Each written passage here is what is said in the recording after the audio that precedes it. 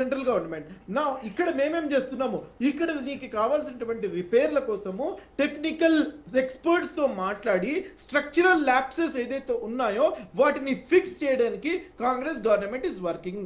That is what I'm trying to say. ఎవరిని కూడా తెలంగాణలో ఎక్కడ కూడా కన్యాపల్లి గెస్ట్ హౌస్ మోటార్ పంప్ ఎందుకు ఆన్ చేయట్లేదని అంటున్నారండి.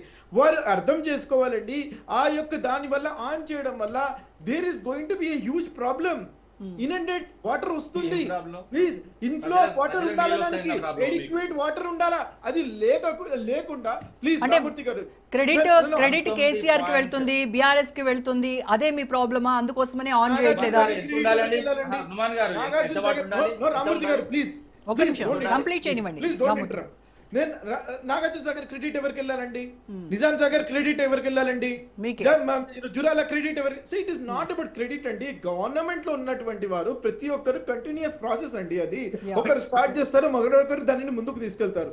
It is not about credit, please understand. దాంట్లో జరిగినటువంటి అవినీతి, దానిలో జరిగినటువంటి సేఫ్టీ మెజర్స్ పాటించలేదు కాబట్టి, ప్రజల సంక్షేమం, ప్రజల సేఫ్టీ ఇంపార్టెంట్ కాబట్టి గవర్నమెంట్ అకౌంటబిలిటీతో పనిచేస్తుంది. కానీ నుమాన్ గారు బీఆర్ఎస్ అండ్ బీజేపీ విమర్శించేది ఏంటంటే, అసలు సీఎం రేవంత్ రెడ్డికి టైం ఎక్కడ ఉంది?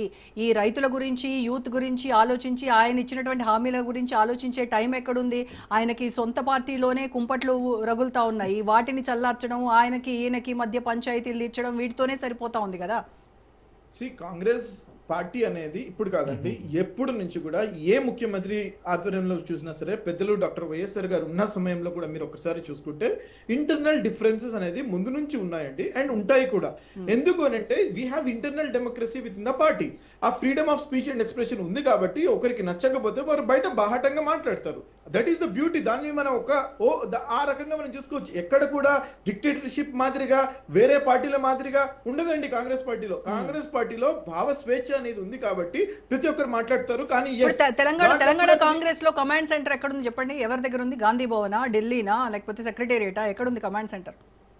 You are talking about the state parties కాబట్టి TPCC దగ్గర ఉంటుందండి. Okay.